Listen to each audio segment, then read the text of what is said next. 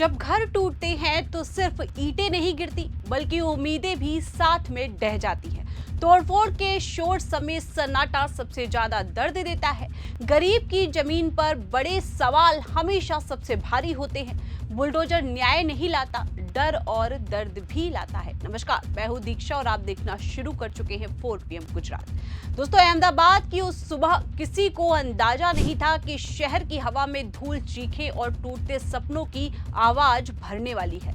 लोग अपने रोजमर्रा के काम में लगे थे, बच्चे स्कूल की तैयारी कर रहे थे, महिलाएं घर संभाल रही थीं और मजदूर नई उम्मीदों समेत अपने दिन की शुरुआत करने वाले थे। लेकिन अचानक दूर से आती एक भारी आवाज ने कई बस्तियों, कई परिवारों और कई जिंदगियों को पलट कर रख दिया। वो आवाज बुलडोजर की थी, एक ऐसी मशीन जिसकी गर्जना ने सैकड़ों घरों की नींव और उनके अंदर बसी उम्मीदों समेत सब कुछ हिला दिया। जब बुलडोजर इसानपुर, वसना, जुहापारा और आसपास के इलाकों में पहुंचने लगे तो लोग अपने दरवाजों से बाहर निकलकर ये समझने की कोशिश कर रहे थे कि आखिर हो क्या रहा है। कई परिवारों ने कहा कि उन्हें पहले नोटिस नहीं मिला, कई ने कहा कि उन्हें समझाने या अपनी बात रखने का समय ही नहीं दिया गया, और कई ने तो ये तक बताया कि उनके पास कहीं और जाने की कोई जगह नहीं है। जमीन पर बैठी महिलाएं, अपने खिलौने ढूंढते बच्चे, दही हुई दीवारों से चिपक कर रोते बुजुर्ग, इन सब की छवि एक ऐसे दर्द को बयां कर रही थी जिसे कोई सरकारी कागज, कोई आदेश, कोई प्रक्रिया हल्का नहीं कर सकती। वहीं आम आदमी पार्टी ने आरोप लगाया कि यह कार्रवाई सिर्फ कानून का पालन नहीं बल्कि चयनित टारगेटिंग है, जिसमें गरीबों को निशाना बनाया गया है। उनका कहना है कि जहां जहां बुलडोजर चला वहां ऐसी बस्तियां थी जिनके लोग पहले से संघर्ष में जी रहे थे। रोज कमाने वाले मजदूर, रिक्शा चलाने वाले, छोटी दुकानों से परिवार चलाने वाले, इन सब के घर मलबे में बदल गए हैं। जबकि बड़े बिल्डरों और प्रभावशाली लोगों के निर्माण उस दिन पूरी तरह सुरक्षित खड़े रहे। ये फर्क सिर्फ दीवारों का नहीं बल्कि व्यवस्था के चरित्र का था, जहां गरीब की ईंट भी अवैध कहलाती है और अमीर की इमारत भी नियमों के भीतर होती है। घरों के टूटने के साथ साथ किसी की दवाइयां मलबे में दबी, किसी की बेटी की किताबें उड़ गई, किसी के बचाए हुए गहने कहीं गायब हो गए और किसी के परिवार का राशन धूल में मिल गया। सबसे दर्द भरा दृश्य तब था जब एक पिता अपने छोटे बेटे को गोद में उठाए हुए टूटे हुए कमरे को देख रहा था। उसकी आंखों में सवाल था, दर्द था और एक ऐसी खामोशी थी जिसमें टूटे हुए घरों की हर आवाज गूंज रही थी। उसने कहा कि वो रोज मजदूरी करता है और महीने में जितना कमाता है उसमें किराया, दवा, बिजली समेत मुश्किल से खर्च चलता है। ऐसे में नया घर ढूंढना, फिर से सामान खरीदना और जीवन को दोबारा खड़ा करना उसके लिए नामुमकिन जैसा है। उधर आम आदमी पार्टी ने कहा कि इस पूरी कार्रवाई में भ्रष्टाचार समेत कई अनियमितताएं दिखती हैं। कुछ लोगों ने दावा किया कि अधिकारियों ने पहले पैसे मांगे, कुछ ने कहा कि अगर वे किसी राजनीतिक व्यक्ति को जानते होते तो शायद उनका घर बच जाता। ऐसे आरोपों की पुष्टि भले ही जांच के बाद हो पाए, लेकिन जिस तरह से चुनिंदा इलाकों में कार्रवाई हुई उससे संदेह और गहरे होते गए।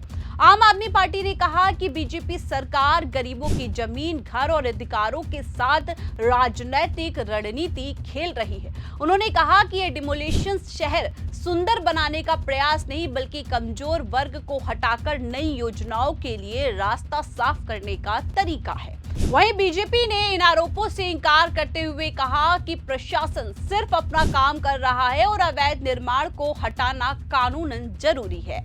लेकिन जनता के मन में ये सवाल लगातार उभरता रहा कि क्या कानून सिर्फ वही लागू होता है जहां गरीब होते हैं? क्या नोटिस की एक कॉपी केवल फाइलों में दी जाती है या सच में उन हाथों तक पहुंचती है जो अपना नाम तक लिखने में सक्षम नहीं है? क्या पुनर्वास योजना के बिना किसी परिवार को सड़क पर ला देना संवैधानिक प्रक्रिया के अंतर्गत आता है? और सबसे बड़ा सवाल है कि क्या कोई भी सरकार मानवता समेत हर सामाजिक पहलू को ध्यान में रखकर निर्णय लेती है या सिर्फ कागजों पर लिखे नियमों को ढाल की तरह इस्तेमाल करती है? जब एक महिला अपने टूटे हुए चूल्हे के राख को हाथों में हटाते हुए रो रही थी तो उसने कहा कि वो 10 वर्षों से यहाँ रह रही थी, उसके पति का देहांत हो चुका है। उसके 2 बच्चे हैं और वो घर घर जाकर काम करके अपना परिवार चलाती है। उसने कहा कि उसका घर कच्चा था, लेकिन उसमें उसके बच्चों की नींद की जगह थी, उसका आदर था, उसकी मेहनत थी। उसने कहा कि अगर वो अवैध था तो सरकार ने उसे पहले क्यों नहीं बताया, और अगर बताया तो उसके पास उसे सुधारने का समय क्यों नहीं दिया गया। ये सिर्फ एक महिला की कहानी नहीं है, बल्कि उन सैकड़ों घरों की आवाज थी जिन्हें अपने अस्तित्व समेत एक पल में मिटा दिया गया। तोड़फोड़ के बाद कई परिवार सड़क पर बैठकर अपने बिखरे हुए सामान को चुन रहे थे।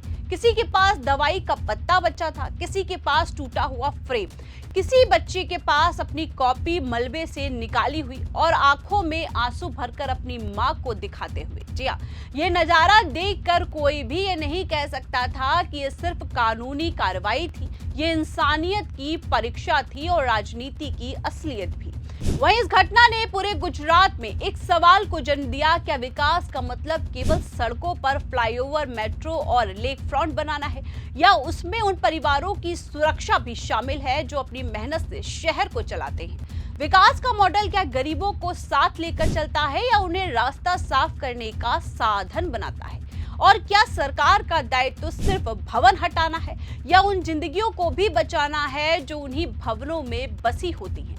डिमोलिशन के बाद उठी धूल बैठ गई, लेकिन जो सवाल उठे हैं वे आज भी हवा में तैर रहे हैं। आम आदमी पार्टी आज भी यही कह रही है कि ये कार्रवाई गलत थी, असंवेदनशील थी और गरीब विरोधी थी।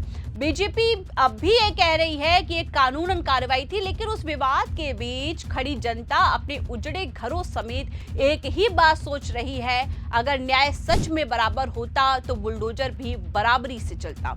अंत में अहमदाबाद का ये घटनाक्रम सिर्फ एक नगर पालिका कार्रवाई नहीं रहा, ये गरीबों की आवाज, राजनीतिक आरोपों की आग और सत्ता की संवेदनशीलता समेत एक बड़ा सामाजिक प्रश्न बन गया है। लोग आज भी पूछ रहे हैं कि क्या बुलडोजर विकास लाते हैं या डर पैदा करते हैं, और इसी सवाल के साथ गुजरात की राजनीति एक ऐसे मोड़ पर आ गई है जहां फैसलों से ज्यादा जरूरी है इंसानियत और नियमों से ज्यादा जरूरी हो गया है न्याय। फिलहाल के लिए इस खबर में इतना ही। ऐसी ही तमाम बड़ी अपडेट जानने के लिए आपको बने रहना होगा 4 PM गुजरात के साथ।